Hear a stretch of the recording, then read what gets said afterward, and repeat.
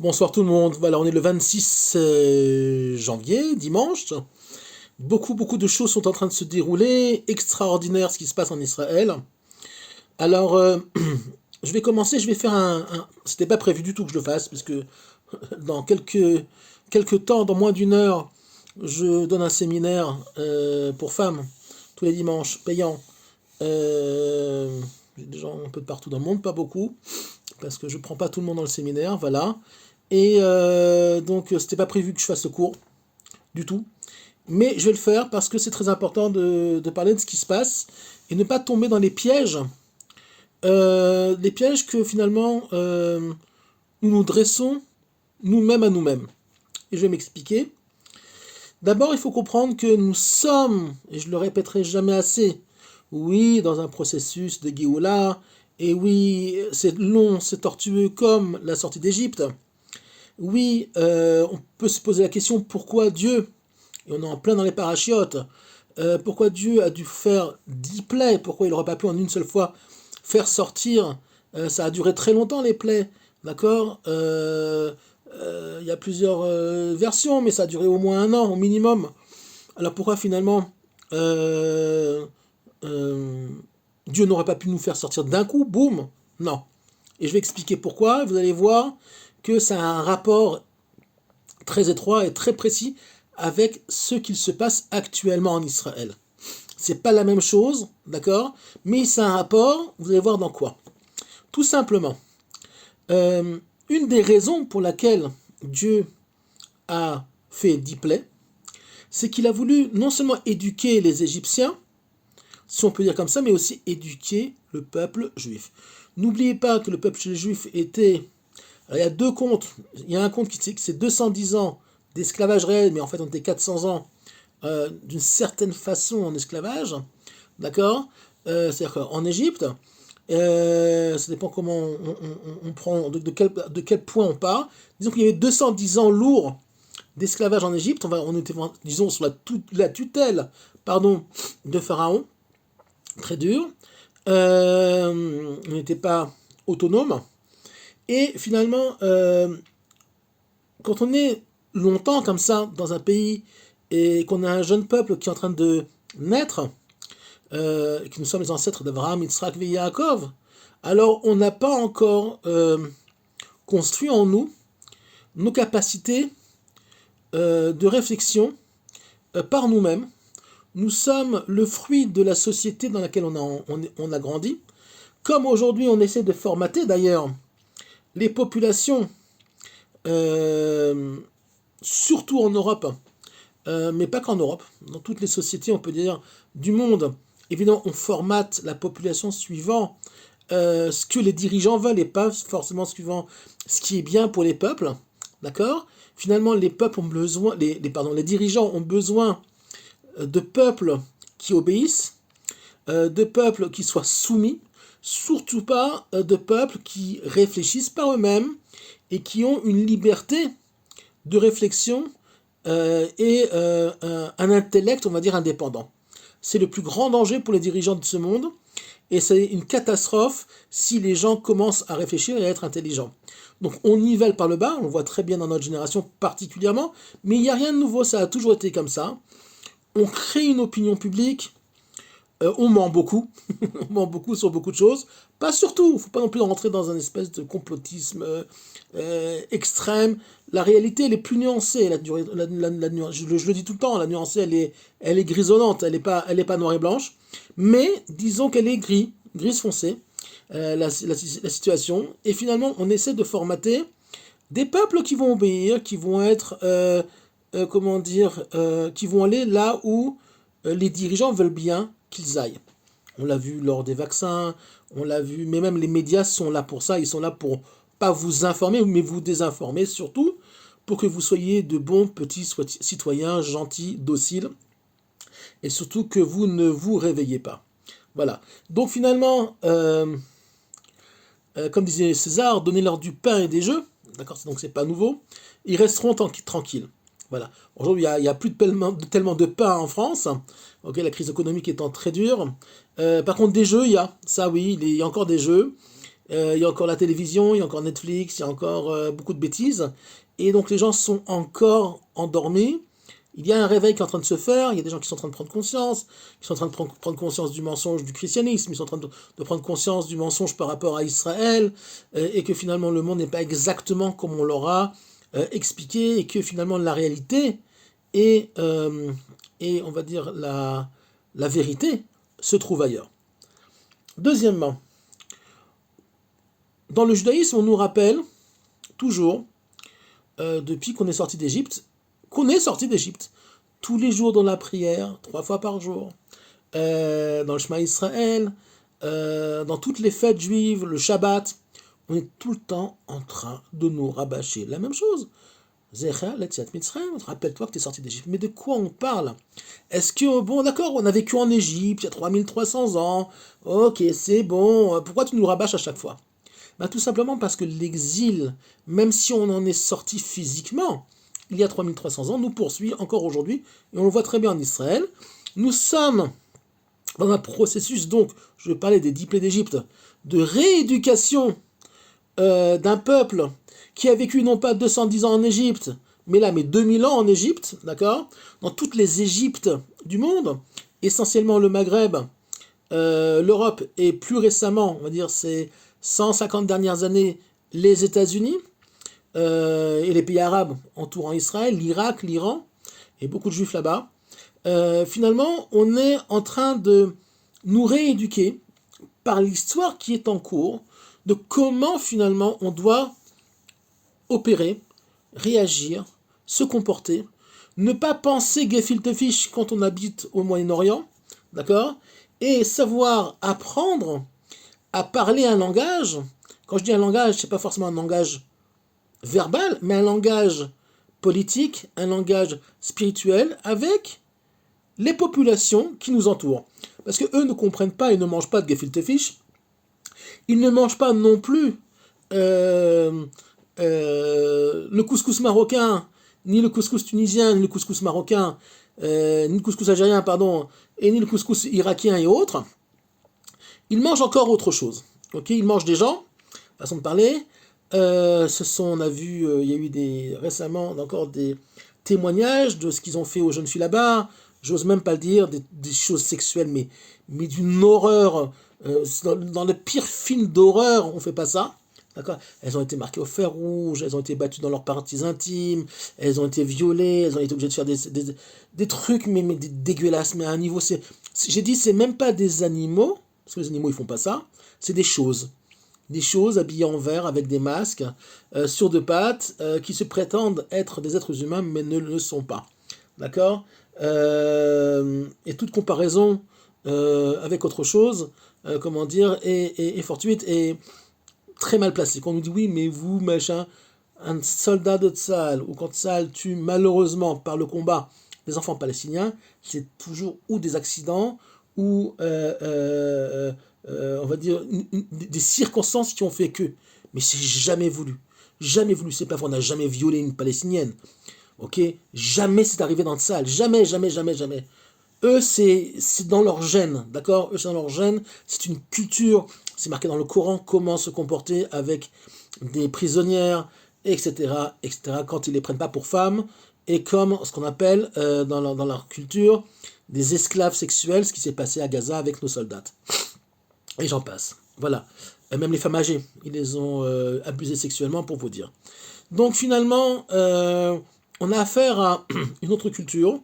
Et Dieu, malheureusement, par le biais de l'actualité, par le biais des événements, comme à la sortie d'Égypte, nous éduque. D'abord, la sortie d'Égypte va éduquer les Égyptiens à comprendre que finalement, il y a une force beaucoup plus grande que Pharaon qui gère le monde. Ils vont avoir du mal à comprendre, mais ils vont comprendre tout doucement, puisqu'une partie d'eux vont sortir avec le peuple juif. C'est ce qu'on appelle le Erev-Rav, et qui vont nous causer beaucoup de problèmes. Mais il y a une autre éducation, c'est nous. C'est-à-dire que les 10 plaies, le temps que tout ce processus difficile, qui va se terminer aussi par une Shoah, puisqu'il y a 20% seulement qui vont sortir, et 80% des Hébreux qui vont pas sortir, ils voudront pas sortir. Laisse-moi tranquille, moi je suis bien dans mon Égypte, je suis bien avec mes dieux, d'accord? Et finalement, actuellement, c'est la même chose, à savoir que Dieu nous rééduque. Il y a une partie du peuple qui est déjà consciente, éduquée, mais il y a une grande partie qui est en train d'être éduquée, et une partie qui ne veut pas être éduquée.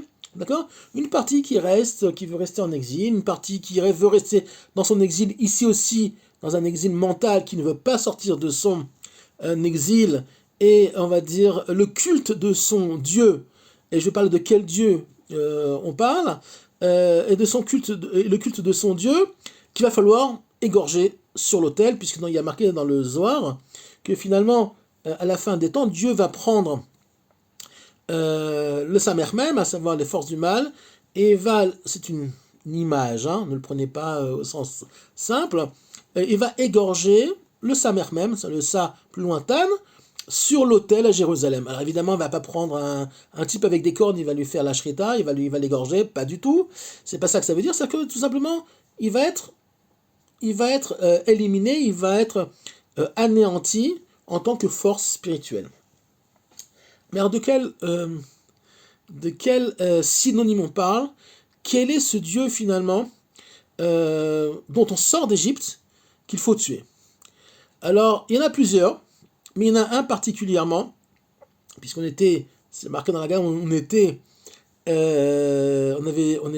paganiste, on le dit dans la Haggadah de Pessah, qu'on était Ovdei Avodah Zara, même on vient le père d'Abraham, qui est aussi notre père, Terah, était un grand idolâtre, puisqu'à l'époque il n'y avait que ça, à part Adam Arishon et Noach et ses fils. Finalement, Abraham va sortir d'une famille idolâtre, et il va casser justement la fameuse histoire, la paracha où il va casser les statues, et il va casser les statues de son père, et il va sortir de ce paganisme ambiant qu'il y avait à l'époque en Mésopotamie.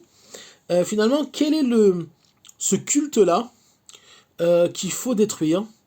Je vais peut-être vous choquer, pas vous choquer, mais je vais peut-être vous amuser aussi, qu'il faut détruire, mais malheureusement, vous allez voir que c'est un culte qui est tellement compliqué, profond. C'est un Dieu qu'il va falloir qu'on égorge nous-mêmes sur l'autel, l'autel de Yerushalayim. C'est le pragmatisme. À savoir que ce Dieu-là est le Dieu pragmatique. Voilà. C'est quoi le pragmatisme? Aller suivant une logique terrienne. C'est quoi l'Égypte? L'Égypte est l'essence même de ce qui a été hier sera aujourd'hui, et demain sera fait de ce qui s'est passé aujourd'hui et ce qu'il y a eu hier. À savoir, le cycle de la vie, c'est le veau d'or, puisque Egel Hazar, Egel qui veut dire veau en hébreu, le veau d'or, Egel, ok, c'est aussi Agol, c'est exactement le même être que Agol, à savoir que le cercle de la vie. On reste dans un système du Nil. D'ailleurs, c'est le Nil. C'est quoi le Nil? Le Nil, c'est de l'eau. C'est la source de vie de l'Égypte.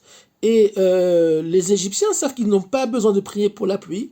Ils ont toujours des poissons. D'accord? Ils ont toujours de l'eau à irriguer pour leur culture par le biais justement de canaux qui vont être créés. Ils ont toujours la plaine du Nil, c'est toujours une plaine qui est verte. Pourquoi? Parce qu'ils n'ont pas besoin de pluie en Égypte. Pas besoin. Même si c'est très désertique, ils ont toujours de l'eau par le biais du Nil.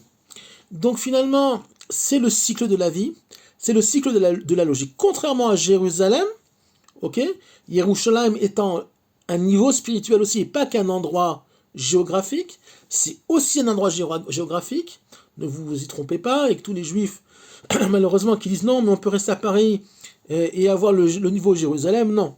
Il faut allier le spirituel à l'endroit lui-même, sinon il n'y aurait pas le temple de Jérusalem, sinon il n'y aurait pas la terre d'Israël et les lois qui correspondent au niveau de la halakha à la terre d'Israël. Donc finalement, quel est ce cycle-là qu'est-ce qu'il entraîne, pardon? C'est le pragmatisme. C'est-à-dire que c'est du concret, Coco. Moi, je sors pas d'Égypte. J'ai pas besoin de sortir d'Égypte. Qu'est-ce que je vais faire dans le désert avec Moshe, avec Moïse? Qu'est-ce qu'on va faire là-bas? C'est dangereux. C'est pas logique. Vous êtes cinglés, mais qu'est-ce qu'on va faire là-bas? Ici, on a de l'eau, et on a à boire, on a à manger. Grâce à l'irrigation, on peut abreuver nos bêtes dans les pâturages. D'accord? Non, il n'y a rien. À Jérusalem, il n'y a rien. Il n'y a pas d'eau à Jérusalem. Il y a un petit chiloir, là, un petit ruisseau de rien du tout, rikiki, mais il y a des ridicules. D'accord? Donc, Jérusalem est au-dessus de la nature du monde. D'accord? Jérusalem n'est pas suivant comme toutes les capitales du monde qui sont construites sur des fleuves. Pourquoi elles sont construites sur les fleuves? Parce qu'il faut être pragmatique dans ce monde-là, n'est-ce pas? Il faut avoir de l'eau, il faut boire, d'accord? Il faut pouvoir faire de l'irrigation, pour voir les cultures, etc. Donc, Paris est construit sur la Seine, quoi. Paris est construit sur la Seine. Toutes les grandes Washington est construite sur un cours d'eau. Le New York est construit sur un cours d'eau, etc., etc. Ou alors au bord ou hors des villes de bord de mer où il y a aussi un cours d'eau qui arrive. En tout cas, on est toujours l'homme on va dire, par une logique, par un pragmatisme tout à fait compréhensible, d'accord, est toujours proche on va dire, d'endroits où d'abord on peut vivre, hein, il n'y a pas tellement de gens qui habitent le Groenland, il y en a un petit peu, pas beaucoup, ou au pôle Nord, disons que c'est des populations très très restreintes parce que c'est pas logique d'habiter là-bas, donc toujours dans les lieux tempérés et où il y a de l'eau. Eh bien, Dieu nous dit, Jérusalem, ma capitale, sera une capitale où il n'y aura presque pas d'eau, sauf à la fin des temps où il y a marqué qu'un fleuve jaillira, de l'eau jaillira de Jérusalem, un pan du fleuve ira vers la mer Morte, et un autre pan du fleuve ira vers la mer Méditerranée. Donc ça, on verra quand le Mashiach sera dévoilé ce qui va se passer. Mais en attendant, Jérusalem est une capitale qui nous enseigne que finalement on peut vivre au-delà de la nature. Et bien ce pragmatisme-là de l'Égypte, c'est celui qu'il faut tuer, c'est celui qu'il faut égorger dans notre esprit. À savoir que pour sortir d'Égypte, il faut sortir de la logique du monde. D'abord pour faire l'Alia, il faut être fou pour faire l'Alia, d'accord? Un pays en guerre, on n'a pas la langue, donc finalement, il n'y a que à point que tu aies des conditions très particulières pour pouvoir, tu as suffisamment d'argent, ce qui n'est pas le cas de tout le monde, c'était pas mon cas en tout cas. Moi, je suis arrivé les mains dans les poches, comme beaucoup d'autres. Il y en a qui réussissent, qui ont eu le mérite dans leur vie d'avoir suffisamment d'argent, pas forcément être millionnaire, mais pour pouvoir faire une alia facile, si on peut dire comme ça. Mais la plupart, non. Même les Israéliens, ils travaillent très dur pour acheter un appartement, s'ils y arrivent.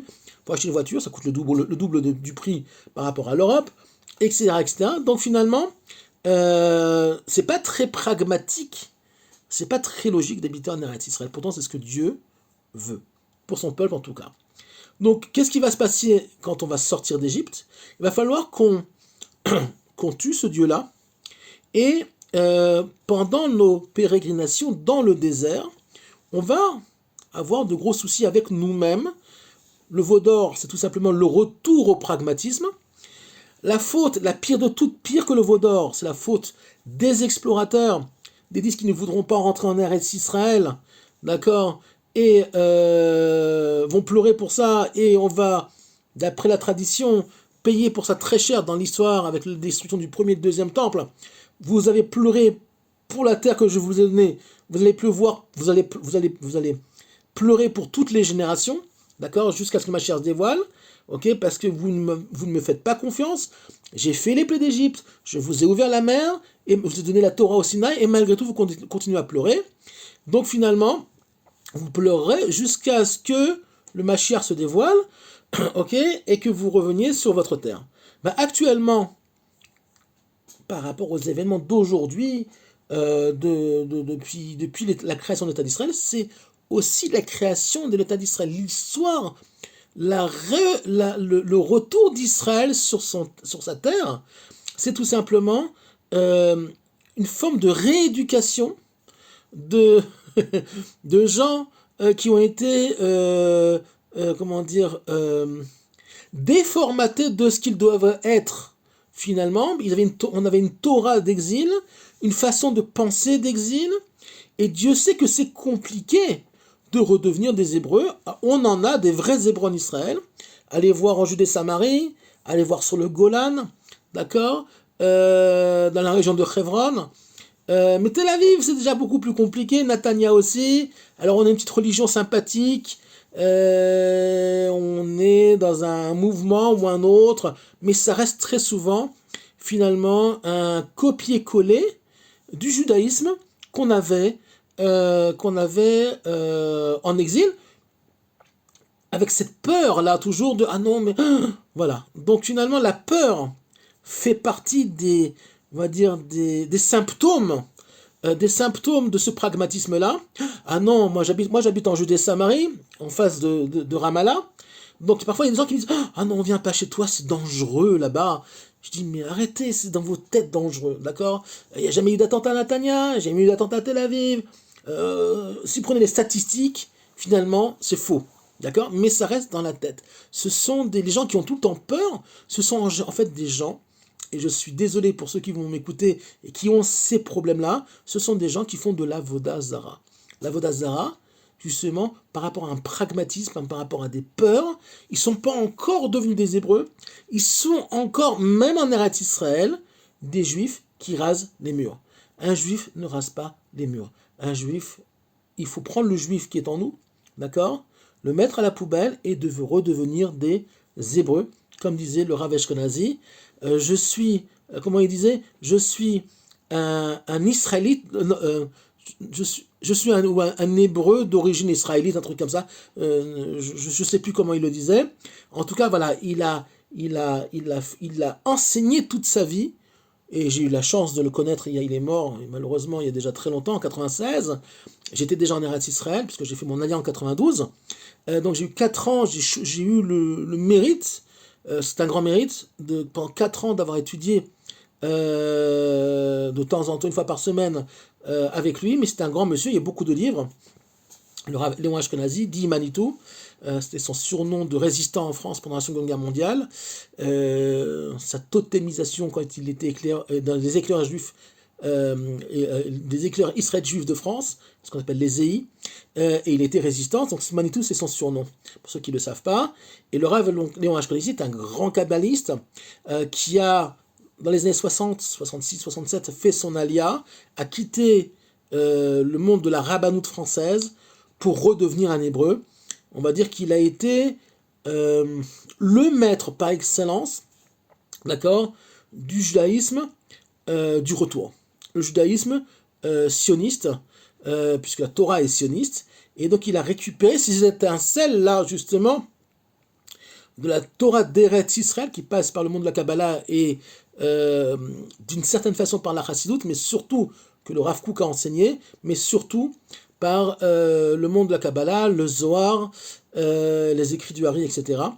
Tous ces écrits-là ont été, le Hari Akadosh, le Zohar ont été écrits en Eretz Israël.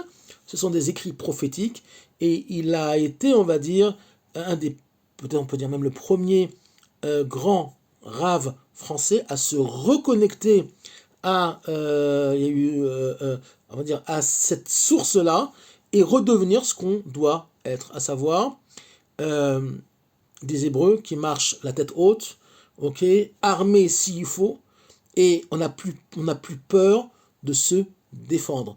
On n'a plus peur de faire face au défi de redevenir des Hébreux sur la terre d'Israël. Donc, finalement, qu'est-ce qui se passe actuellement? Il ne faut pas du tout rentrer en panique avec « ouais, maintenant tout ce qu'on a fait à Gaza, ça va partir à la poubelle ». Ne rentrez pas dans le jeu de la politique, même de la droite. Attention à vous, ne tombez pas là-dedans. La droite aussi a son électorat à travailler, à exciter. Ok? Nous, on est des gens de Torah, on est des gens droits. On est des gens, dans le monde des sphirotes, on est Tiferet, on est la Torah. Il n'y a rien d'autre. D'accord? Donc, ne vous détrompez pas. D'accord? Trump, pour le moment, est pas mal pour Israël. On ne sait pas ce qu'il va y avoir plus tard. Peut-être oui, peut-être qu'il va changer. Lui, il est le maître du pragmatisme. Il voit business, il rêve d'un Gaza, d'une ville ultra moderne à la Dubaï. Ok, mais on ne sait pas ce qu'il faut pour là-bas en tout cas. Lui, il voit business, il voit logique, c'est bien aussi. c'est bien aussi, mais au-delà de cette logique-là, en tout cas, il y a autre chose. Et bien, ce autre chose-là, c'est ce qui doit se passer sur la terre d'Israël. Et c'est à nous de montrer au monde, finalement, que nous avons retrouvé notre identité. Et quand on aura retrouvé notre identité, qu'on aura brûlé notre pragmatisme, qu'on aura brûlé tous les dieux païens qui sont dans nos esprits, ok, alors le monde dira, ah oui, effectivement, finalement, vous avez raison, nous allons vous aider, ok, nous allons coopérer avec vous, on va trouver des solutions, d'accord, et sûrement pas un État palestinien, évidemment non, le troisième temple va être reconstruit, évidemment, de toute façon il sera reconstruit quoi qu'il arrive, et finalement nous irons vers un monde où on pourra reconnecter les mondes d'en bas, en tout cas le monde d'en bas, avec le monde divin et Dieu lui-même. Ça passe uniquement par notre tchouva. Et quand je dis tchouva, c'est pas que mettre les téphilines, c'est pas que faire Shabbat, c'est très important évidemment, mais c'est un vrai zecher, un vrai, on va dire, une vraie mémoire des parachiotes qu'on lit actuellement, à savoir les zecher Yetziat Mitzrayim. Je me rappelle de la sortie d'Égypte où on a tué les dieux de l'Égypte. Le premier dieu de l'Égypte qui a été tué par Dieu, c'est la plaie, du sang, puisque le Nil étant le centre de vie d'Égypte, le premier qui a été frappé, c'est le Nil, donc qui fait partie de la terre, qui est important en Égypte, ok, évidemment, et la terre et l'eau sont au même niveau. Donc finalement, il y a trois niveaux. Il y a les plaies au niveau de la terre, les plaies au niveau de ce qui est au-dessus de la terre, les animaux, etc., et la plaie qui va venir au-dessus, qui va venir du ciel. Et finalement, il va frapper la première chose, et la chose la plus importante pour les Égyptiens, plus importante encore, on peut dire que la plaie des premiers-nés, à savoir l'eau et le Nil.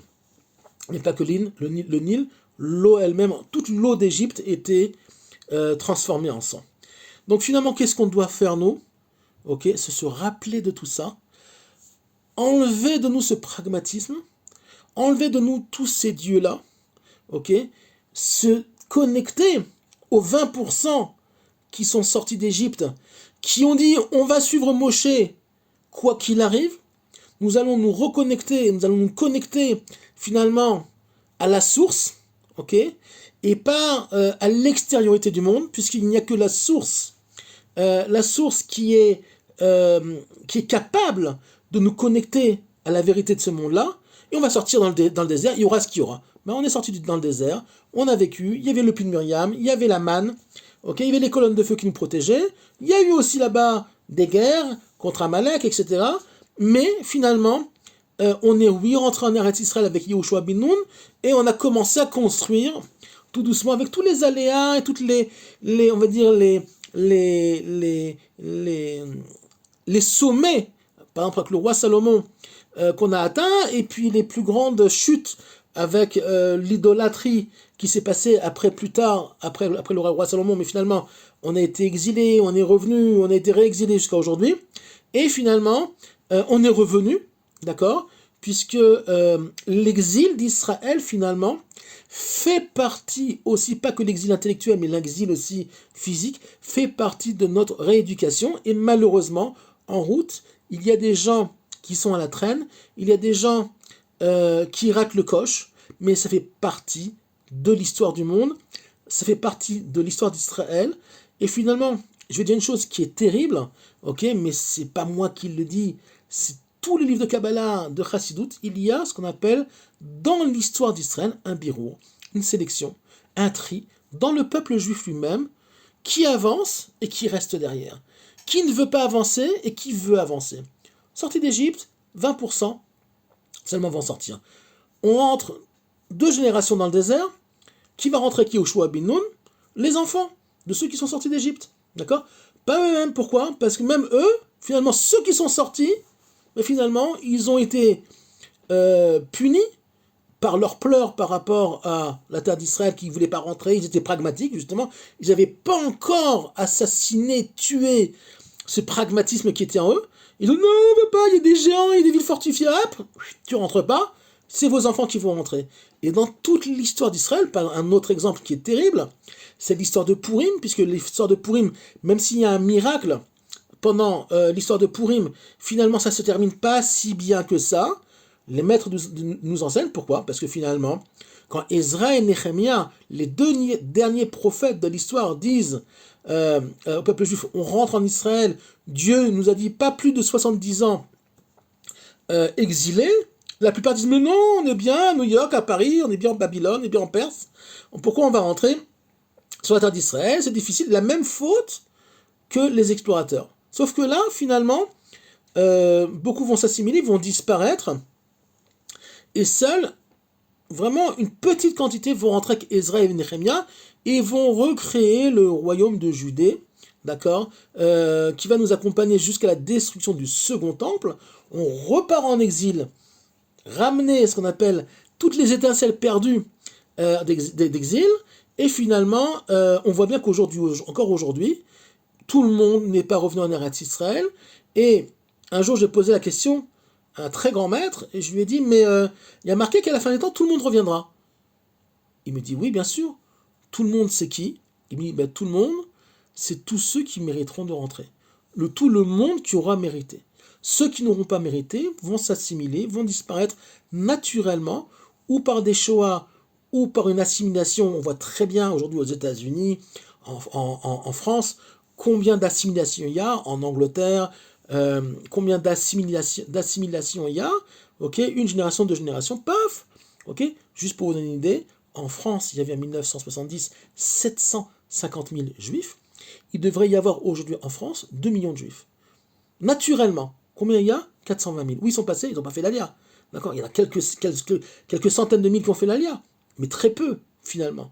D'accord? Donc où ils sont passés? L'assimilation. En 3 générations, okay, une génération, c'est à peu près 16 ans, 17 ans, okay, hop, fini. D'accord? Et que Dieu préserve les Shoah. Il y a eu une grande Shoah, malheureusement, en 39-45, je n'ai pas besoin de vous le dire, mais l'assimilation est considérée aussi comme une Shoah. Donc on voit bien que depuis déjà 1945, après la Shoah, il y a une deuxième Shoah qui s'est mise en place, à savoir la Shoah du pragmatisme, du non, oui effectivement, 2000 ans on pleure pour revenir à Jérusalem, l'an prochain à Jérusalem, mais finalement, c'est pas sérieux de rentrer en Eretz Israël, c'est compliqué là-bas. Il y a la guerre, le pays est petit, les Arabes vont les bouffer, ils vont jamais y arriver. On reste en France, on attend Mashiach à Paris, c'est beaucoup mieux. Nous, on regarde de loin dans notre salon, on est des sionistes devant la télévision, et on voit comment eux, ils se font massacrer sur les champs de bataille, nos frères juifs, en 67-73, et puis si ça marche, on viendra. Si ça marche, on viendra. Ok, je suis désolé, j'ai des propos très durs, mais c'est exactement ce qui se passe. Si ça marche, on viendra. Et si le Mashiach il se dévoile, alors on viendra. Ben non, ça marche pas comme ça. Dieu fera mida keneged mida, ain tachat ain, mesure pour mesure, œil pour œil. Donc, à bon entendeur, je souhaite à tout le monde d'arriver très très très très vite, parce que l'histoire se fait, justement, de sacrifier déjà maintenant, de tuer déjà maintenant les dieux étrangers qui sont en son sein, et très très vite faire les valises pour Eretz Israël, se préparer mentalement et spirituellement à y rester, parce que venir, ça suffit pas, il faut aussi y rester, et faire face à tous les événements qui sont en cours. Dieu sait que je reçois beaucoup de téléphones toute la journée, qu'est-ce qu'on fait, on fait l'histoire, on ne la subit plus. Avec tous les aléas et tous les problèmes et toutes les difficultés, on n'a pas peur. Comme dit Rabbi Nachman Breslev, Kol haolam gesher tsar meod, tout ce monde-là, c'est un pont très étroit. Ben, on n'a pas peur des ponts étroits, et on avance. Je vous souhaite une bonne semaine, et j'espère que ce cours-là, particulièrement, vous allez l'exploser, le partager, mais chacun 30 fois. Je pense qu'il doit être entendu particulièrement en diaspora, mais pas que. je vois beaucoup de réactions en Eretz Israël de gens qui sont encore dans une incompréhension du processus qui est en route, d'accord, et qui est un processus avec ses difficultés, mais qui est merveilleux, du retour d'Israël sur sa terre, et vous verrez que ça va se passer très bien, et ça se passe très bien, malgré les hauts et les bas. Voilà, Shavua Tov et à très bientôt.